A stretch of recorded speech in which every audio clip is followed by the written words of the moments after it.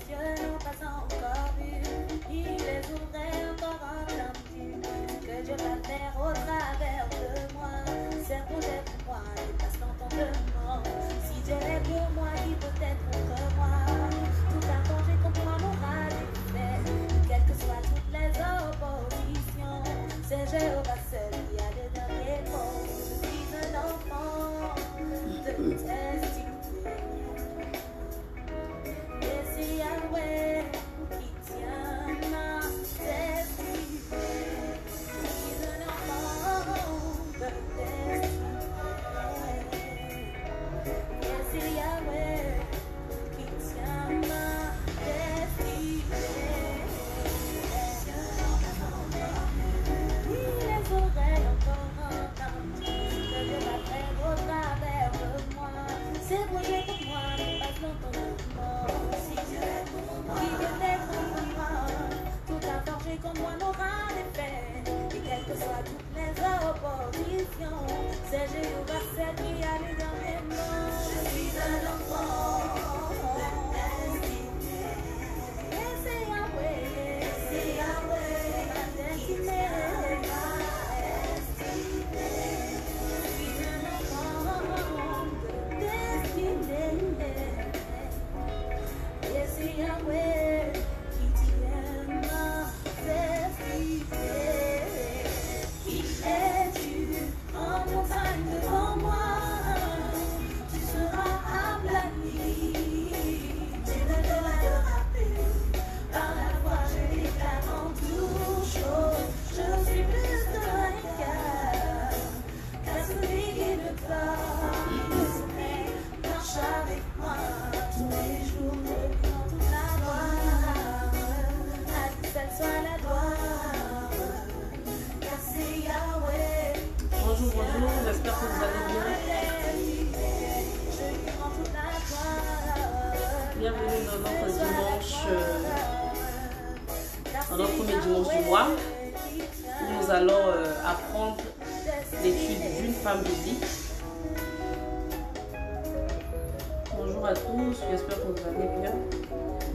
Excusez-moi, j'ai la voix cassée, je suis un peu malade, mais bon, on va faire avec.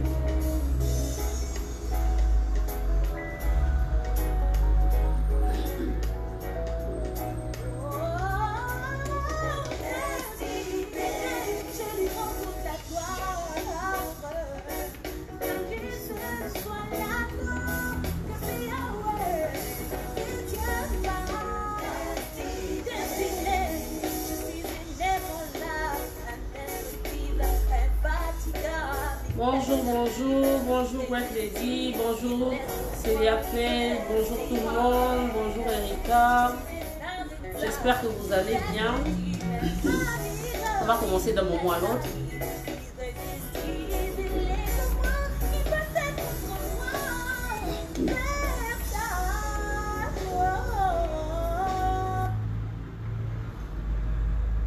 Alors, merci de me dire si le son est trop fort ou si ça va, voilà.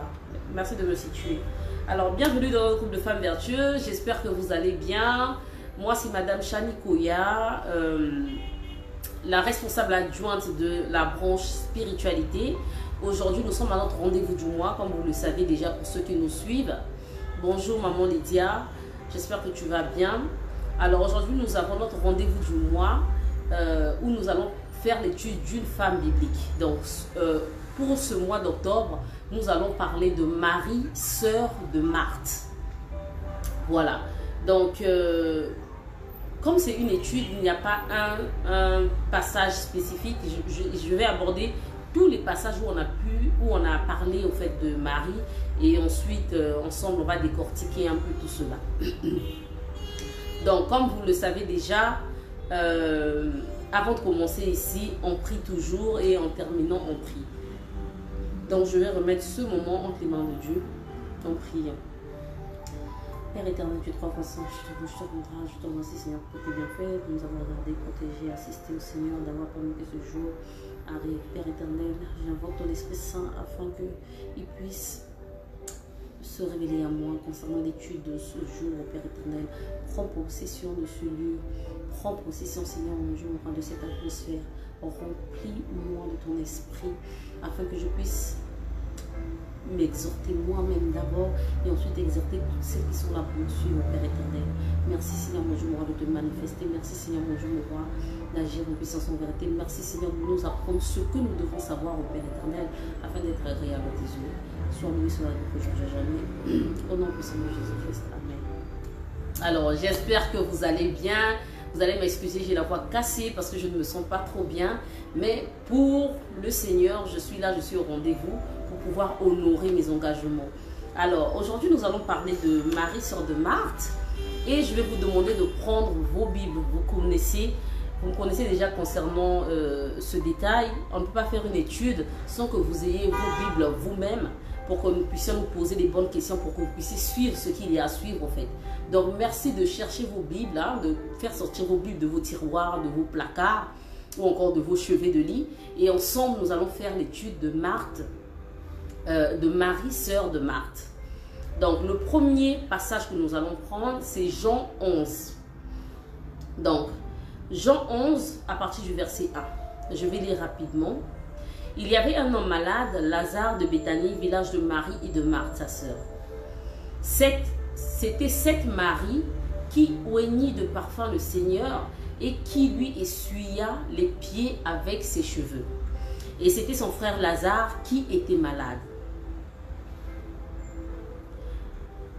Donc, on identifie déjà Marie ici comme étant la femme qui avait oint les pieds de Jésus-Christ, de parfum en fait, qui avait essuyé les pieds de Jésus-Christ avec ses cheveux. La première identification qu'on fait sur elle dans Jean 11, c'est cela. Les sœurs envoyèrent dire à Jésus, donc Marthe et Marie les deux, ont envoyé dire à Jésus, Seigneur, voici celui que tu aimes est malade. Après avoir entendu cela, Jésus dit, cette maladie n'est point à la mort, mais elle est pour la gloire de Dieu, afin que le Fils de Dieu soit glorifié par elle.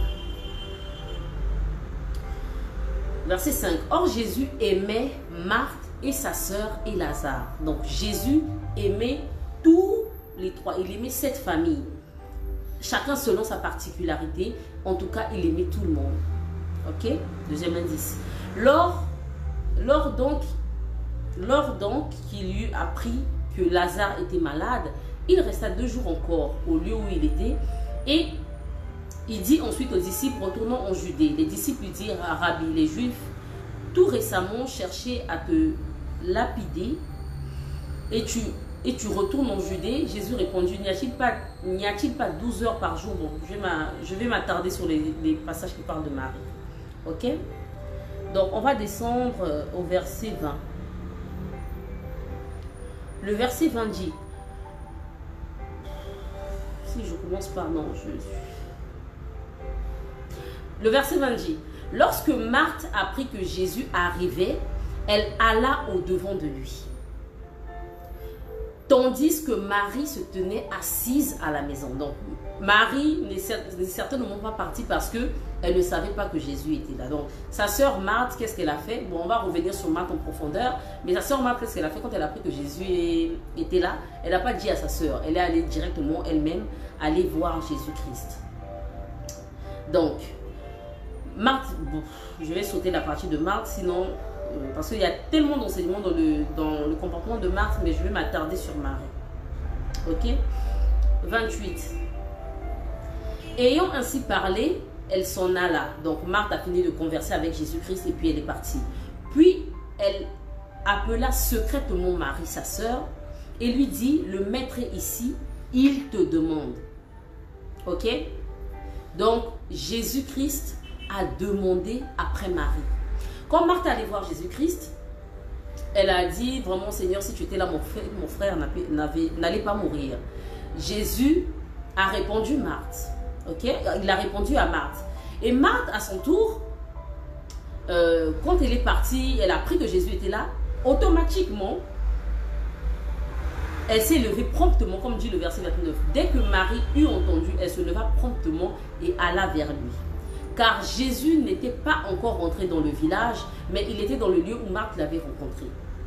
Les Juifs qui étaient avec Marie dans la maison Et qui la consolait, l'ayant vue se lever promptement et sortir, la suivirent, disant, elle va au sépulcre pour y pleurer. Donc, il faut dire que les Juifs, ils étaient venus assister Marthe et Marie. Ok?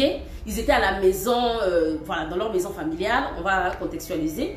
Ils sont venus les assister toutes les deux. Et comme Marthe a appris que Jésus-Christ était là, qu'est-ce qu'elle a fait? Elle s'est levée, elle est partie. Quand elle est partie, les Juifs l'ont vue partir, mais les Juifs ne l'ont pas suivie. Marie, à son tour, Marthe est venue lui dire secrètement, donc pas devant les Juifs, elle est venue dire vraiment le Seigneur te demande, elle s'est levée, elle est partie. Mais elle, quand elle s'est levée, toute la foule qui était venue derrière elle l'a suivie. Donc, il y a une importance, c'est que quand Marthe allait voir Jésus, Jésus a demandé après Marie.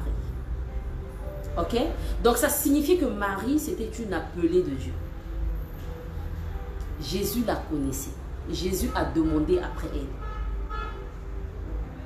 Et pourtant, il se dirigeait bien vers ce lieu, mais il a demandé et elle est venue. Donc, au verset 32, on dit, lorsque Marie fut arrivée là où était Jésus et qu'elle le vit, elle tomba à ses pieds et lui dit, Seigneur, si tu eusses été ici, mon frère ne serait pas mort. Jésus, la voyant pleurer, elle et les Juifs qui étaient venus avec elle, frémit en son esprit et fut tout ému. Et il dit, où l'avez-vous mis? Seigneur, ils répondirent, ils répondirent, il vient et voit. Donc, dans ce contexte-là, vraiment, il y a deux manières d'agir. En fait, deux phrases identiques, mais avec une réaction différente de Jésus-Christ. Marthe est allée vers Jésus, elle a dit à Jésus, vous allez lire plus haut, je ne vais pas m'attarder dessus, prochainement je vais m'attarder dessus. Elle a dit à Jésus, si tu étais ici, mon frère ne serait pas mort. Ils ont eu une conversation. Mais Marie, quand elle a dit, si tu étais ici, mon frère ne serait pas mort, elle a fait frémir Jésus-Christ. Elle a suscité des émotions en Jésus-Christ. Elle lui a poussé à passer à l'action. Ce qui n'était pas le cas pour Marthe. Donc directement quand Jésus-Christ a vu Marie pleurer, parce que d'abord, bon, Marthe, quand elle allait vers Jésus-Christ, elle est allée devant Jésus-Christ, elle a commencé à converser. Marie, quand elle est allée vers Jésus-Christ, elle est tombée à ses pieds. Donc elle a reconnu son autorité, elle a reconnu sa supériorité, elle a reconnu sa divinité. Elle s'est humiliée, elle est tombée aux pieds de Jésus-Christ et elle a dit, si tu étais là, mon frère ne serait pas mort. Et sa manière d'agir a suscité en Jésus-Christ l'envie d'actionner, l'envie de s'actionner. Directement, comme le dit la parole de Dieu, il frémit, c'est où déjà, 32? Jésus la voyant pleurer, elle et les Juifs qui étaient venus, frémit en son esprit et fut tout ému. Donc c'est important en tant que femme de savoir que il y a de ceux qui prient et il y a de ceux qui prient. Il y a de celles qui prient et il y a de celles qui prient. Vous allez voir qu'il y a des femmes, quand elles s'agenouillent auprès de Dieu pour poser son problème, pour demander à Dieu, l'Éternel agit automatiquement. Parce qu'elle sait toucher le cœur de Dieu. Elle sait parler à Dieu. Elle sait parler à Jésus. Elle sait s'adresser à Jésus-Christ. Or, il y a d'autres, elles sont là, elles vont prier, mais elles n'obtiennent pas gain de cause. Parce qu'elles ne connaissent pas toucher là où il faut toucher. Elles ne connaissent pas comment s'exprimer pour pouvoir bousculer le trône de Dieu, pour pouvoir bousculer son fils Jésus-Christ pour qu'il dise non, il faut que j'agisse pour ma fille. Et Marthe, elle était ce genre de femme. Ce genre de femme qui savait émouvoir Jésus-Christ. Qui avait le secret de l'adoration. La vraie adoration. Et c'est ce secret qui manque à beaucoup de femmes. Beaucoup de femmes ne savent pas adorer. Elles ne savent pas adorer Jésus-Christ. Elles sont très passionnées, très ah oui, il faut aller à l'église, il faut aller faire ceci, il faut aller faire cela, je dois aller préparer pour le pasteur, je dois aller faire ceci, je dois aller faire cela. Mais elles aiment les choses de Dieu, mais elles ne savent pas aimer Dieu comme il se doit. Or que Marie, elle savait exactement comment aimer le Dieu en qui elle croyait. Donc, il y a eu, comme je l'ai dit, deux phrases identiques des deux sœurs, mais deux réactions différentes de Jésus-Christ. On va aller dans Luc. Prenez vos Bibles. Luc 7, au verset 37. Luc 7 au verset 37 nous dit quoi? Et voici une femme pécheresse qui se trouvait dans la ville, ayant su qu'il était à table dans la maison du pharisien, apporta un vase d'albâtre plein de parfums, et il se tint derrière, et se tint derrière aux pieds de Jésus. Elle pleurait, et bientôt elle lui mouilla les pieds de ses larmes, puis les essuya avec ses cheveux, les baisa et les oignit de parfum. Donc, elle était une femme pécheresse.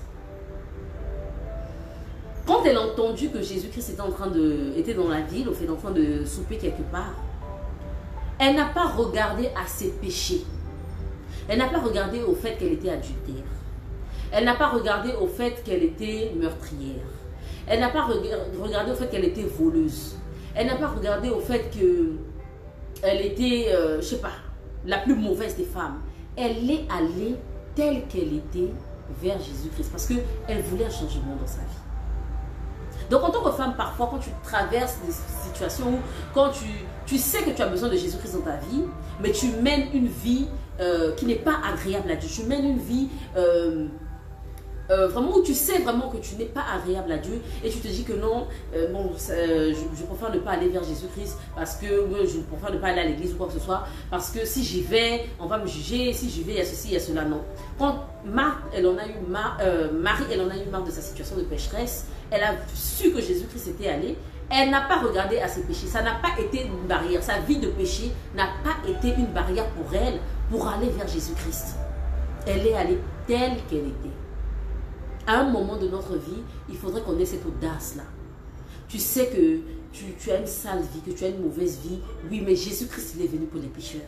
Il n'est pas venu pour les gens qui sont parfaits, les gens qui savent tout faire. Non. Tu reconnais que tu as une faille quelque part. Tu reconnais que tu voles. Tu reconnais que tu mens. Tu reconnais que tu es impulsif. Tu reconnais que tu ne respectes personne. Mais tu as ce désir-là de recevoir Jésus-Christ dans ta vie. Quand tu arrives à ce stade-là, il ne faudrait pas que ton péché ou ton péché mignon puisse être un frein. Non, il faudrait que tu dises, Seigneur, tu es venu pour les pécheurs, je suis là, je suis devant toi. Ok? Et quand elle est partie vers Jésus-Christ, elle n'est pas partie les mains vides. Elle est partie avec un vase d'albâtre plein de parfums. Et ce n'était pas n'importe quel parfum. Marc nous donne ce détail-là.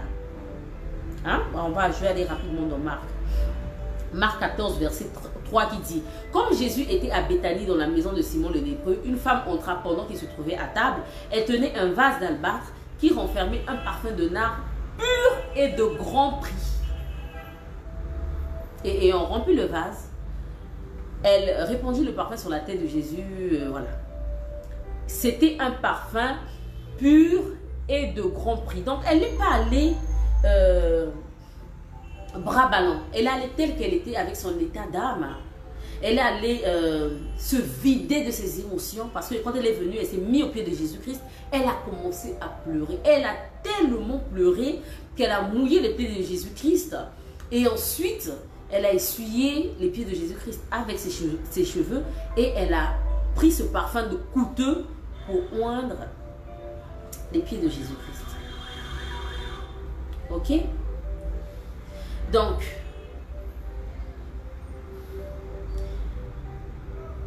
elle a su, en tant que femme, s'humilier.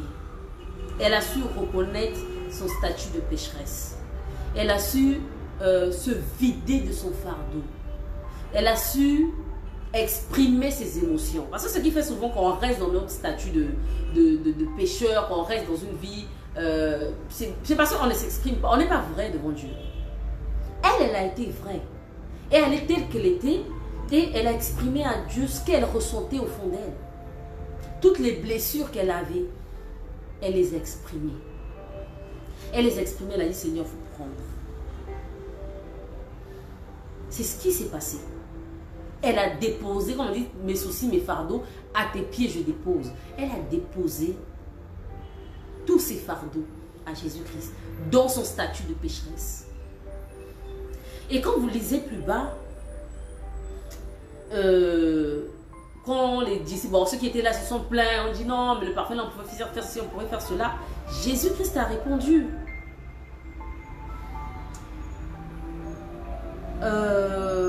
Bon, je ne vais pas lire ce qu'il a répondu.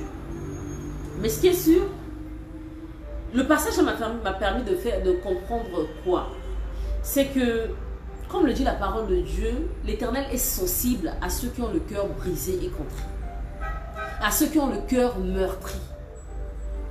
Quand tu as le cœur meurtri, tu touches le trône de Dieu. Quand tu es fatigué de ta vie de pécheresse, mais vraiment tu en as marre, tu as envie de sortir de là, et que tu t'exprimes honnêtement, tu dis Seigneur, vraiment, je suis en train de me prostituer, par exemple, je suis en train de me prostituer, mais vraiment c'est pour par exemple, nourrir mon fils qui n'a pas de père. Mais j'ai envie de sortir de ces situations. Seigneur, j'ai envie d'avoir un foyer, j'ai envie d'avoir un boulot, j'ai envie d'avoir une activité pour pouvoir être digne. Si tu viens avec un cœur repentant comme ça, si tu viens avec un cœur sincère envers Dieu, si où tu reconnais tes péchés, l'Éternel tu vas bousculer le trône de Dieu. Avec l'Éternel, il faut être sincère. Il faut vraiment être sincère. C'est une des choses. Quand l'Éternel voit combien ton cœur est brisé, ton cœur est contrit, ça active tout. En fait, ça active tout. Et Marie plutôt, elle a su vraiment toucher le cœur de Dieu. Et quand vous allez lire plus bas, au verset 47, quand Jésus a répondu, par exemple, il a dit, vois-tu cette femme au verset 44? Il dit, Simon, vois-tu cette femme? Je suis entré dans la maison et tu ne m'as point donné d'eau pour laver mes pieds. Mais elle les a mouillés de ses larmes et les a essuyés avec ses cheveux. Tu ne m'as point donné de baiser, mais elle, depuis que je suis venue, elle n'a pas cessé de me baiser les pieds. Désolée, tu n'as point versé de l'huile sur ma tête. Pardon. Mais elle a versé du parfum sur mes pieds. C'est pourquoi je te le dis, ses nombreux péchés ont été pardonnés. Ses nombreux péchés ont été pardonnés. Pourquoi? Car elle a beaucoup aimé. Ce qui a fait en sorte que ses péchés soient pardonnés, qu'elle active la compassion de Jésus-Christ envers elle, c'est l'amour qu'elle portait pour Jésus-Christ. Donc malgré sa vie de péché, elle était vraiment amoureuse du Christ. Elle est allée en toute sincérité vers son Dieu. Et à cause de cette sincérité, à cause du cœur meurtri et contrit qu'elle avait, à cause de cela, l'Éternel a pardonné ses péchés. Et au verset 50, on dit, mais Jésus dit à la femme, ta foi t'a sauvée, va en paix. Donc l'amour qu'elle avait pour Jésus-Christ était sans faille. Et la foi qu'elle avait pour lui était sans faille. Donc quand on est chrétienne, quand on est croyante, il faudrait que vous puissiez savoir que vous devez avoir un amour inconditionnel à l'endroit de Jésus-Christ. Et vous devez avoir une foi qui ne faillit pas. Comme on dit, la foi est une ferme assurance des choses qu'on espère, une démonstration de celles qu'on ne voit pas. Donc, quand tu dis que tu as la foi, ce n'est pas seulement pour dire les ribobo, non, non, non. Tu dois manifester ce en quoi tu crois. Tu ne peux pas te dire que, je vais le dire comment.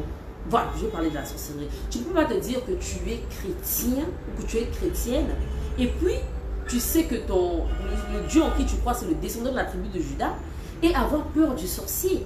Et être là quand tu apprends que par exemple il y a un grand-père de la famille là-bas qui est en train de venir, c'est toi qui vas prendre un seau d'eau bénite pour verser dans toute la maison. Mais de quelle foi tu parles? Si Jésus-Christ, vit en toi, comme on chante, ce n'est plus moi qui vis, alléluia, c'est Jésus qui vit en moi. Toi, Jésus vit en toi. Tu as la foi que Jésus vit en toi. Et puis tu crains un homme comme toi. Tu as la foi que Jésus vit en toi. Et puis parce que tu es malade, tu commences à dire que l'Éternel n'existe pas. Tu as la foi que Jésus-Christ vit en toi. Et puis, face aux difficultés, comment je peux dire, tu perds espoir. Tu es sérieuse là? La foi, ce n'est pas du jeu. Comme on dit, si vous avez de la foi comme un grain de se lever, tu diras à une montagne, ôte-toi de là, et elle va se déplacer. C'est cette foi-là que Marie a manifestée. Et c'est cette foi et son amour véritable qui l'a sauvée. C'est pas parce qu'aujourd'hui elle n'a pas d'argent, parce qu'on se connaît. Si tu n'as pas d'argent aujourd'hui, par exemple, tu postules, tu n'arrives pas à avoir un boulot, tu n'arrives pas à avoir ceci, tu commences à dire, ah, Dieu aussi il est toujours en retard, ah, Dieu aussi ceci, tu murmures. Comme on dit, les murmures créent des murs. Il faudrait que tu apprennes à remercier Dieu, peu importe les circonstances de ta vie. Même quand les choses ne vont pas quand tu veux ou comme tu veux, tu dois remercier Dieu pour ça. Et ton amour ne doit pas changer, ton amour ne doit pas faillir. C'est de ça qu'il s'agit quand on dit que j'ai la foi, quand on dit que j'aime Jésus-Christ. On va aller dans Luc 4, toujours dans Luc 4, Luc 10, au verset 38. Luc 10, verset 38. Luc 10, verset 38 nous dit quoi? Il dit, comme Jésus était en chemin avec ses disciples, il entra dans un village et une femme nommée Marthe le reçut dans sa maison. Elle avait une sœur nommée Marie. Hein, c'est le même passage, mais avec des différents livres. Donc il y a des détails dans certains et puis il y a d'autres dans d'autres. Donc, elle avait une sœur nommée Marie qui, s'étant assise aux pieds du Seigneur, écoutait sa parole. Marthe, occupée à divers soins domestiques, survint et dit, Seigneur, cela ne te fait-il rien que ma sœur me laisse seule pour servir? Dis-lui donc de m'aider. Le Seigneur lui répondit, Marthe, Marthe, tu t'inquiètes et tu t'agites pour beaucoup de choses. Une seule chose est nécessaire, Marie a choisi la bonne part qui ne lui sera point prise.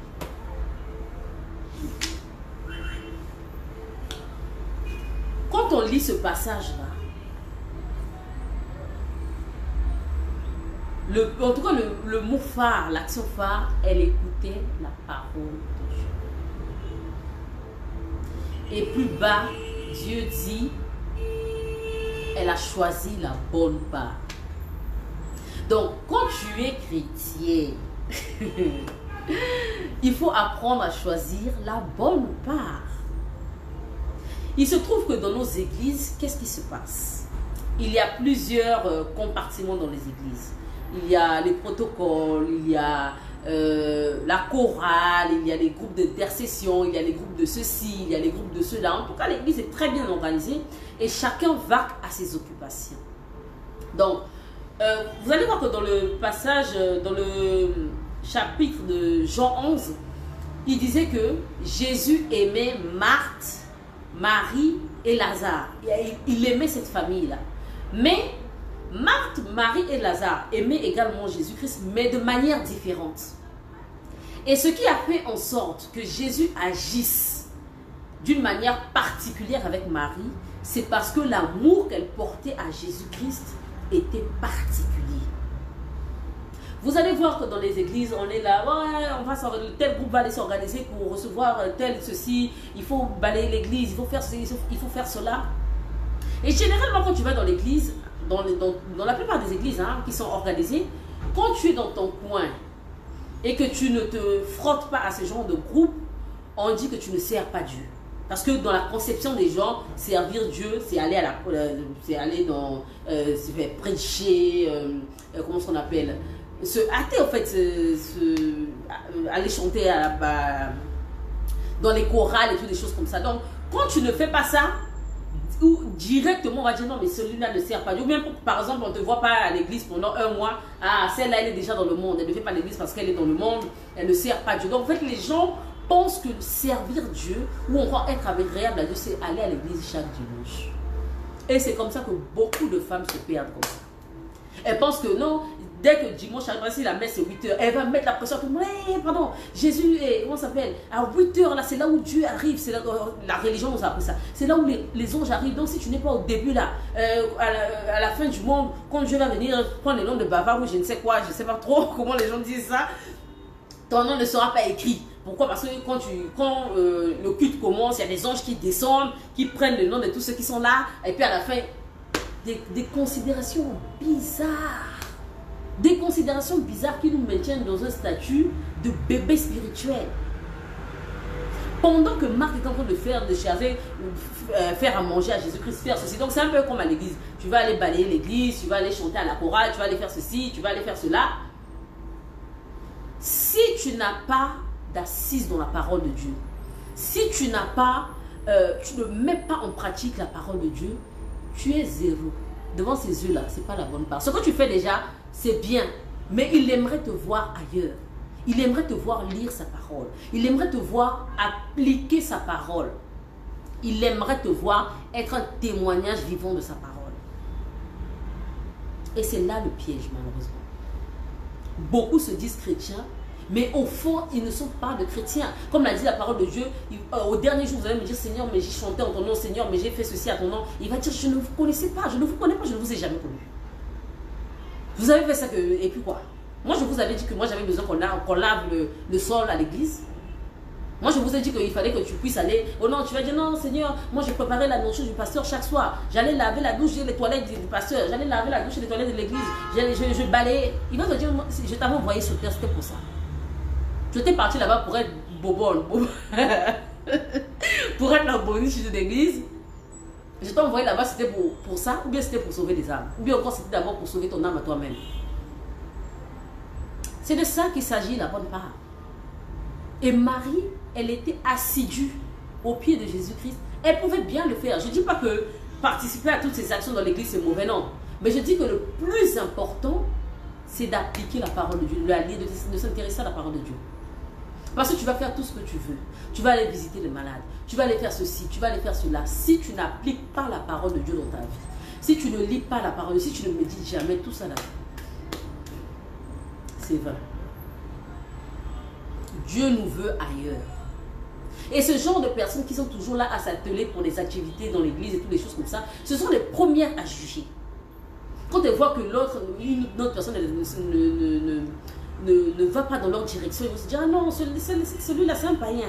Mais est-ce que tu connais la relation que cette personne a avec Dieu? Parce que Marthe, elle est venue, elle a dit, mais Seigneur, tu ne peux pas dire à Marie de m'aider. Toi, tu ne vois pas comment moi je suis en train de travailler. Et puis Marie, elle est assise, elle ne fait rien. Et puis Jésus lui a dit, mais tu t'embrouilles pour trop de choses. C'est ce que je suis venu vous dire. Vous vous embrouillez souvent pour trop de choses. Il y a des choses qui n'ont pas d'utilité devant les yeux de Dieu. Les choses dont Dieu, ils sont gabas. Tu fais ça, mais lui, ils sont fous, ils t'attendent ailleurs.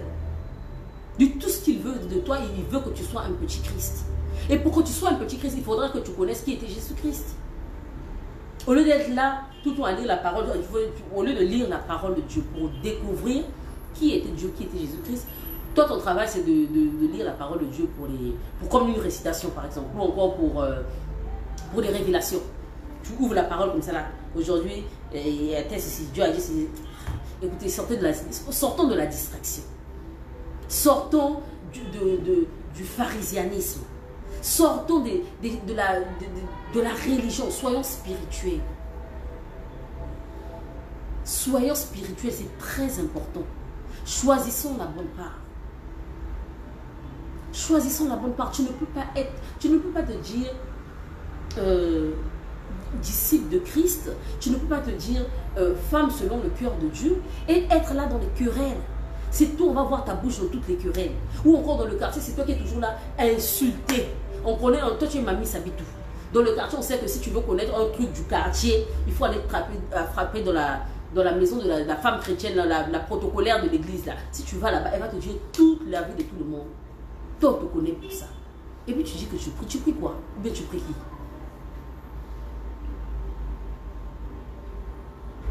Toi, tu es là seulement, ton travail, c'est d'aller voler dans les sacs des gens.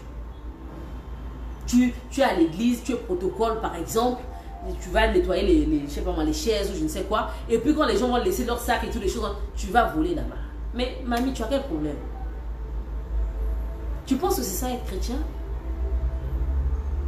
Tu es là chaque dimanche avant le culte, c'est toi qui vas prendre le balai pour balayer toute l'église et toutes les choses comme ça. Mais toi-même à la maison, tu es incapable, quand tu sors le matin, tu es incapable de balayer la cour de votre maison. Eh, pardon, il faut que j'aille à l'église là-bas. Pardon, m'attends, il faut que j'aille à l'église. Toi-même, ta propre maison à la maison, tu ne montres pas l'exemple, c'est à l'église tu vas montrer que tu es chrétien. Ça va? Dans ta tête là, ça va, mamie. Il faut qu'on puisse changer. On n'a pas besoin de vouloir paraître devant les gens. Non. Tu es chrétien, tu dois refléter ta chrétienté depuis chez toi.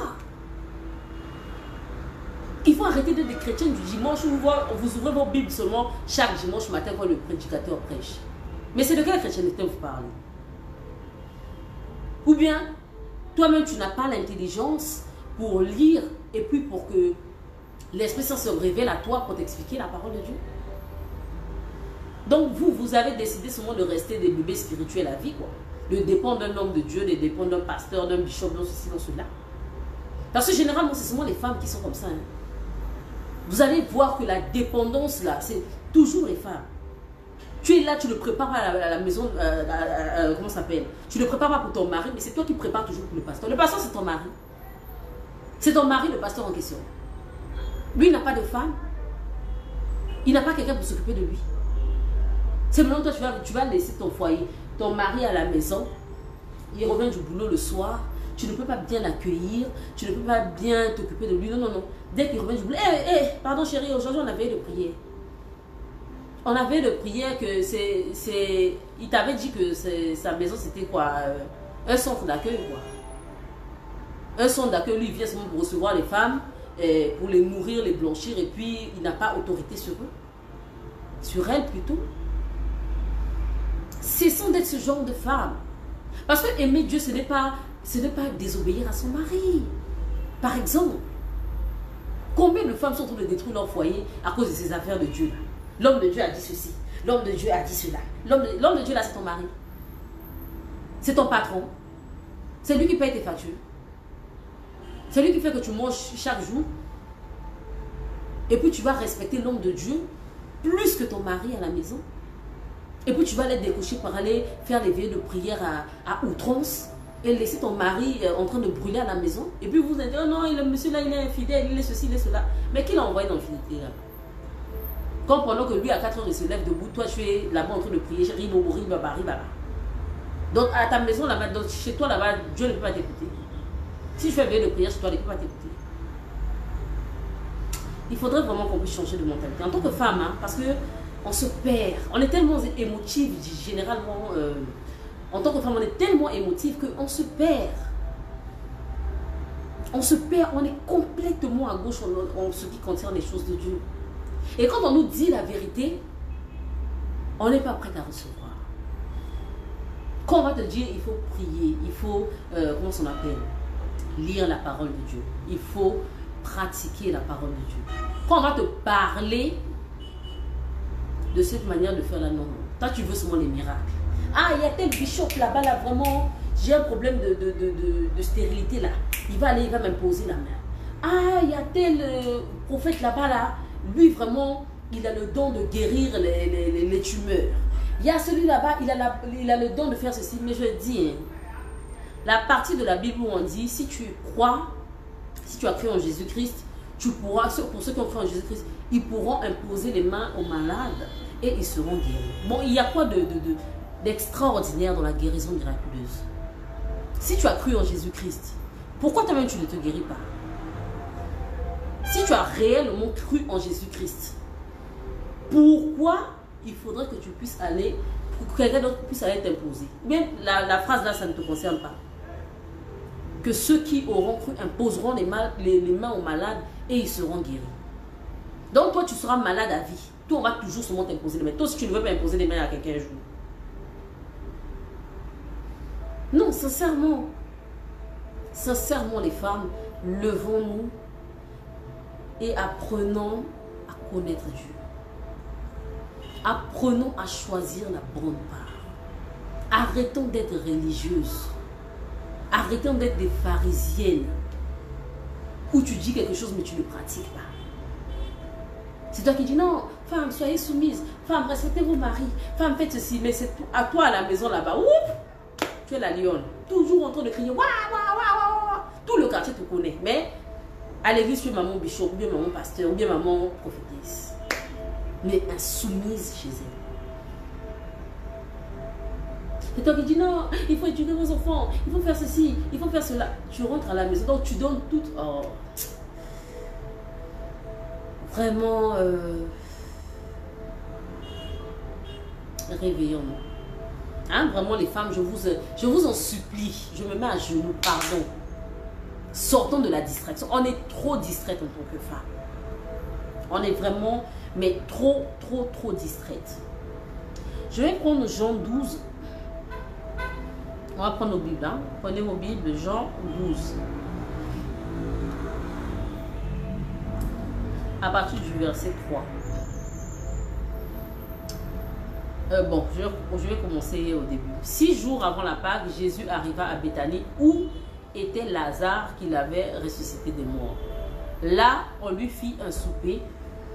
Marthe servait et Lazare était un de ceux qui se trouvaient à table avec lui. Marie, ayant pris un livre d'un parfum de nard pur de grand prix, oignit les pieds de Jésus et elle lui essuyait les pieds avec ses cheveux. Et la maison fut remplie de l'odeur du parfum. Quand elle était pécheresse, parce que là c'est deux situations différentes. Hein. Quand elle était pécheresse, elle est allée, elle a pleuré au pied de Jésus-Christ, elle a essuyé ses pieds avec les cheveux, elle a versé le parfum.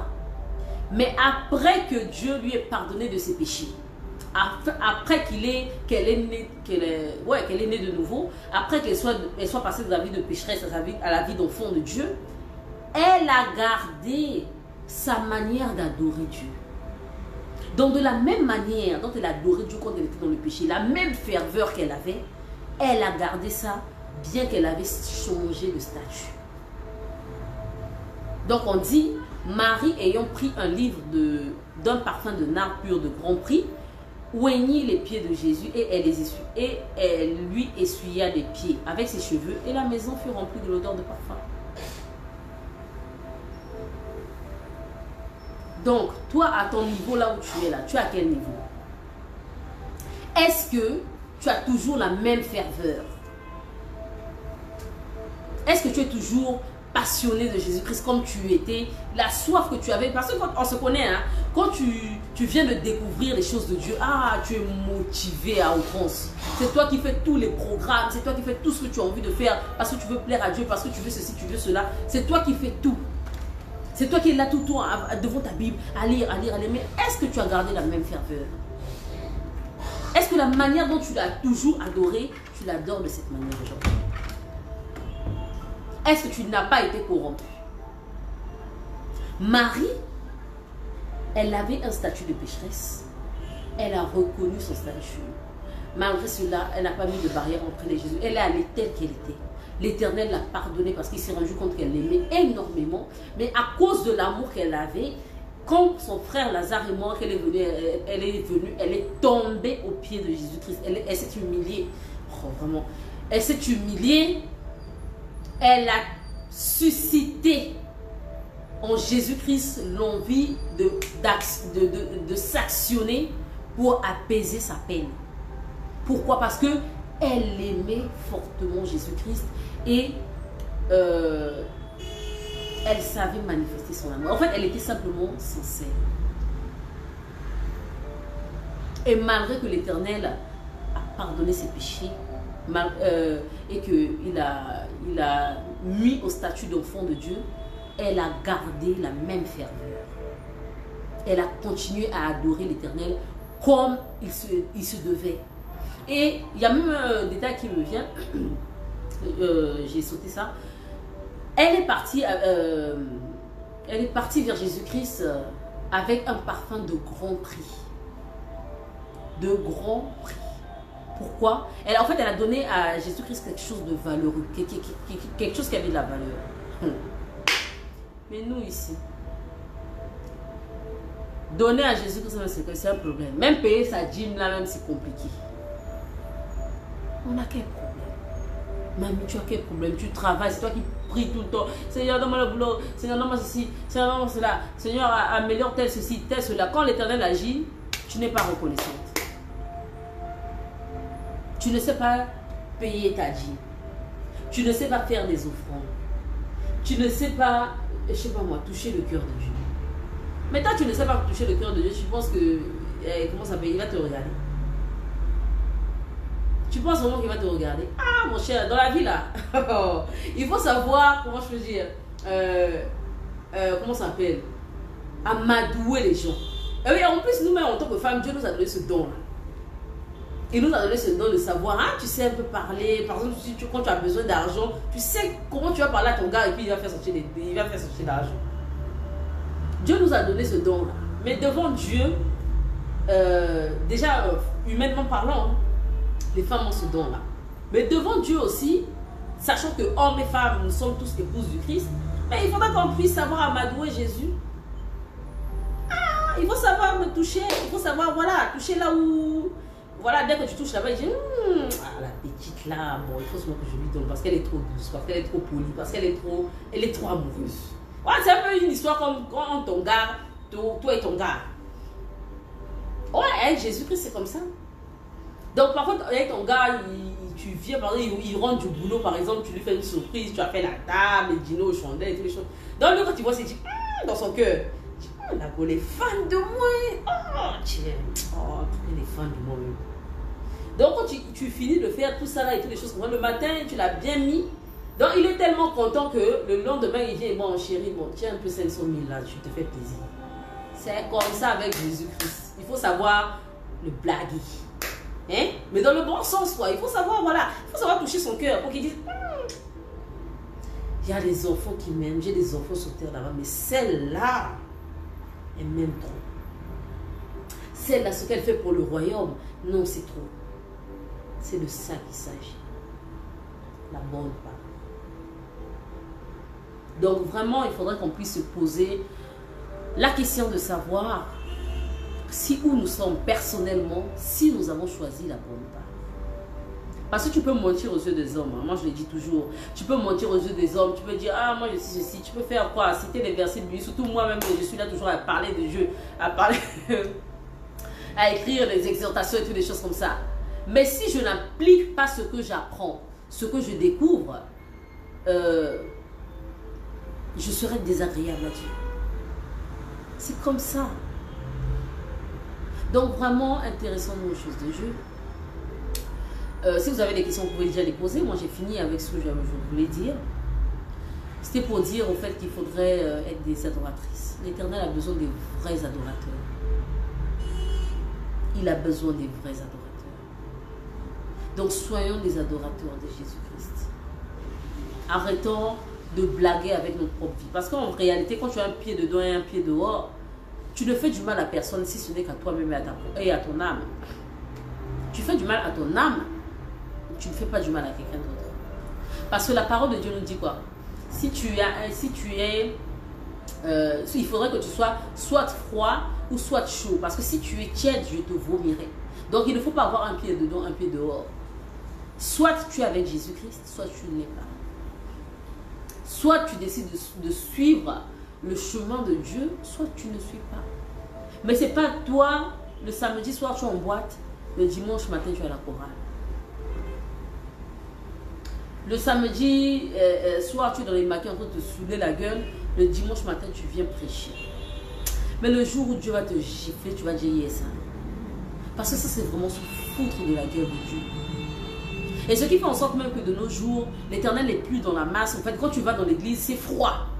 C'est froid, pourquoi? Parce que les gens se souillent. Surtout les choristes.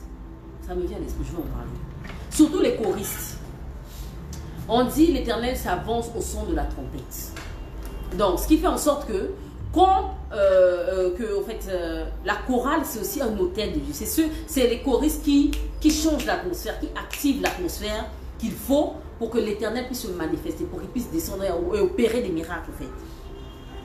Mais les mêmes choristes là, ils sont devenus des instrumentalistes dans les boîtes de nuit. Ils sont là la nuit, voilà. Ils sont allés mouver avec leurs amis et puis le soir. En fait, ça fait qu'il n'y a même plus d'atmosphère. Tu rentres dans l'église, c'est plat. C'est pas avant quand on avait des parents un peu conscients encore, quand on était encore tout petit. Quand tu vas à l'église, tu sens la présence de Dieu. Mais de nos jours, on compte hein, des églises où il y a la présence de Dieu. On les compte, je vous les dois. Pourquoi? Parce que les gens ont cessé de se sanctifier. Ils ont cessé de choisir la bonne part. Et j'aimerais vraiment vous exhorter à revenir à ces choses-là. À revenir vers Jésus-Christ. À faire comme Marie. À arrêter de vouloir paraître, à faire ceci, faire cela. Non, non. Soyez de vrais chrétiens, de vrais adorateurs. Donc, je ne sais pas si vous avez des questions. Moi, j'ai fini mon exposé. Nous sommes ici dans le groupe de Femmes Virtueuses Challenge. Un groupe de femmes chrétiennes désirant être chaque jour des meilleures versions d'elles-mêmes. Et nous évoluons sur 6 branches différentes parce que c'est la femme vertueuse. Voilà, nous avons fait l'étude de la femme vertueuse et nous avons remarqué qu'elle avait... elle agissait dans 6 ministères différents. Donc l'éducation des enfants, la vie de couple, l'entretien d'elle-même, l'entretien de soi, l'entrepreneuriat, l'entretien de sa maison et la spiritualité. Donc vraiment dans notre groupe ici, c'est comme ça qu'on fonctionne. Chaque lundi, on parle d'éducation des enfants, mardi la vie de couple, mercredi l'entretien de soi, jeudi l'entrepreneuriat, vendredi l'entretien de sa maison et chaque dimanche nous avons une étude biblique. Nous nourrissons notre âme en fait. Okay, avec la parole de Dieu. Donc c'est comme ça que ça fonctionne ici. Donc si tu veux passer, rejoindre le groupe Femmes Virtueuses Challenge, si tu as un enseignement à donner, c'est ouvert à tout le monde. Tout le monde a le droit de parler. Hein? Tout le monde a le droit de s'exprimer. Voilà. Selon ce que Dieu mettra sur votre cœur, c'est comme ça que ça fonctionne ici. Donc je ne sais pas si vous avez des questions. J'ai vu qu'il y avait des gens qui avaient réagi. Je vais voir s'il y a des questions.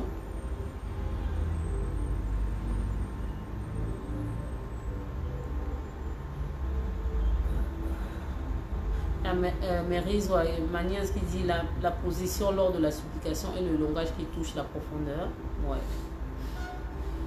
Comme elle avait su tomber au pied de Jésus-Christ, c'est pas faux.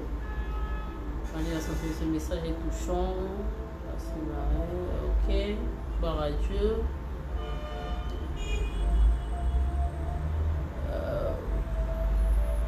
Même tel que je suis avec mes fautes, mes défauts, montrant que cela ne doit pas être un frein pour l'approcher. Effectivement, c'est cela. Donc, voilà, je vois qu'il n'y a pas de questions. Hein. Je vois qu'il n'y a pas de questions, donc tout a été clair. Voilà ce que j'avais à partager. Donc, vraiment, les filles, l'essentiel est dit. Hein. Prenons l'exemple sur Marie, choisissons la bonne part. Choisissons la bonne part, arrêtons d'être là à la merci des hommes de Dieu, des pseudo-hommes de Dieu, des choses comme ça. Encore, de nos jours, il y a de moins en moins des hommes de Dieu, ça, voilà, véritables et sincères. Donc, apprenons nous-mêmes à chercher Dieu. Hein, il est disponible pour tout le monde. La grâce est disponible pour tous. Donc, apprenons nous-mêmes à chercher Dieu. Apprenons à nous développer spirituellement. Apprenons à aller à la source nous-mêmes. Ok? L'Esprit Saint, il est disponible pour tout le monde. Donc, si tout le monde a compris mon message, je pense que j'en ai fini. Je vais donc faire ma prière de clôture et on va se dire peut-être à la prochaine. Père éternel, je te rends face, je te loue, je te rends grâce, je te remercie pour tes bienfaits, de nous avoir regardé, protégé, assisté, parlé au Père.